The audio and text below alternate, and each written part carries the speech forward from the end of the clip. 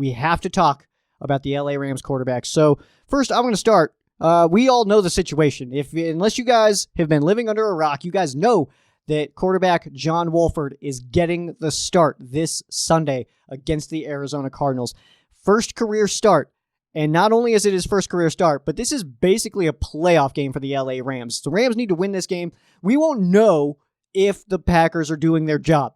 Okay, there's probably going to be a scoreboard up or something like that, but we're not going to know by the time our game starts because that game was moved from the early games to the afternoon games.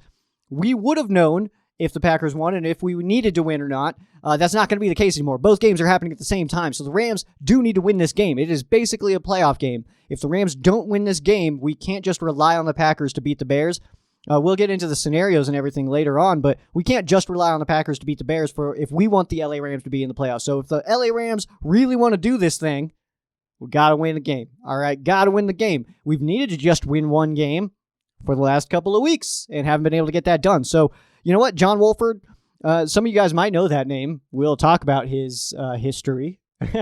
But John Wolford, first career start. This is against the Cardinals, of course. He has never thrown a pass in an NFL game, in an NFL regular season game. He has participated in preseason games, but not regular season games. So this is, like I said, it's basically a playoff game for the Rams, and it's his first career start.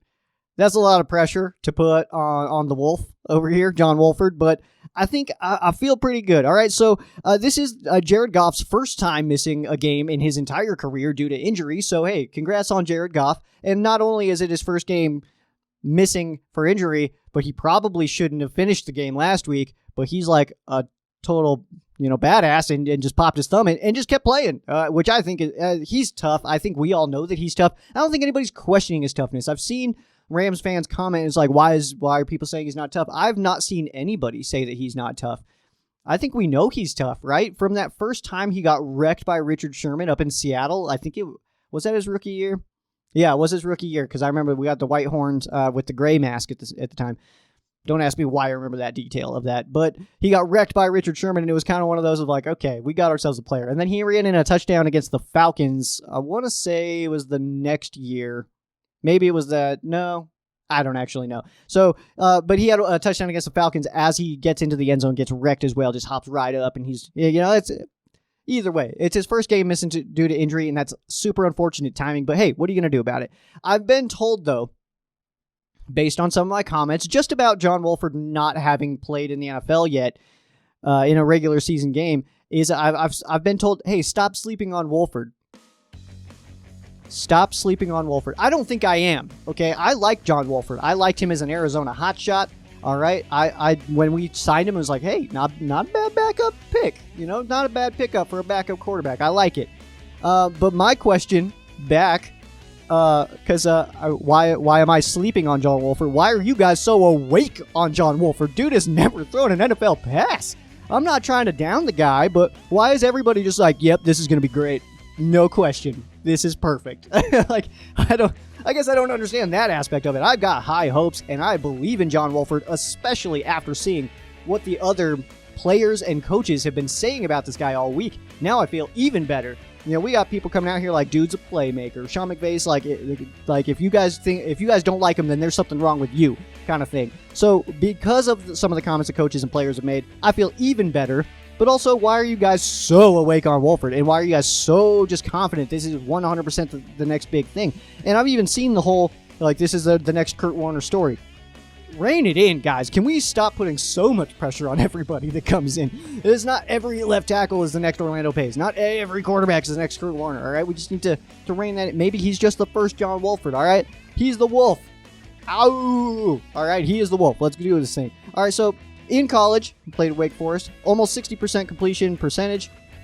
Almost 8,800 passing yards, 59 touchdowns to 41 interceptions, over 1,100 rushing yards, and 19 rushing touchdowns. Dude is not afraid to take off and run for it in the AAF, which is a league I hold dearly to my heart.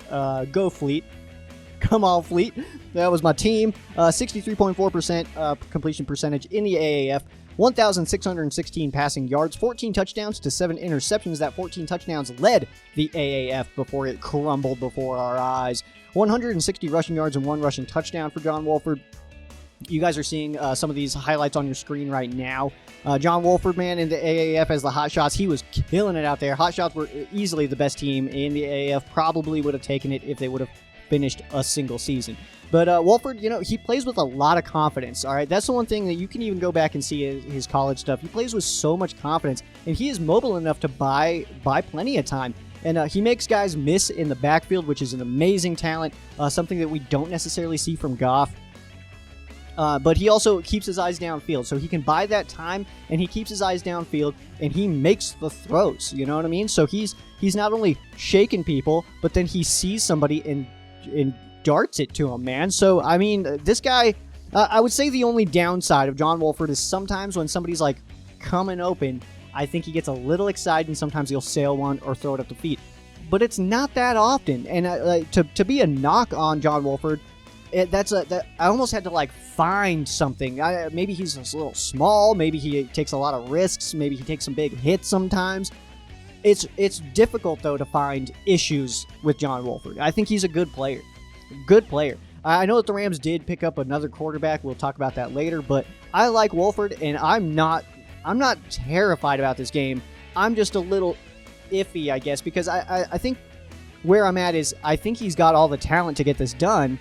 The situation is rough, Jared Goff has never missed a game, so we haven't had needed backup quarterbacks. This is the first time in Jared Goff's career since he started that the backup quarterback was even a relevant position. And I've talked about that on the show plenty of times in the past, that the Rams backup quarterback position was just not relevant because Jared Goff just doesn't miss time. One time now, and it's a huge game because win and you're in, lose and you're probably not. Maybe not in. I don't want to say probably not because Packers are much better than the Bears, but either way, that's a tight little window to hit there. So we just need to win this game. And honestly, John Wolford, watching him play and knowing Sean McVay, this could be a very nice match.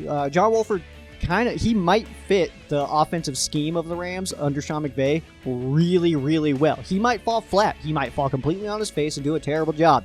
There's only one way to find out, and that is to unleash the wolf. Ow!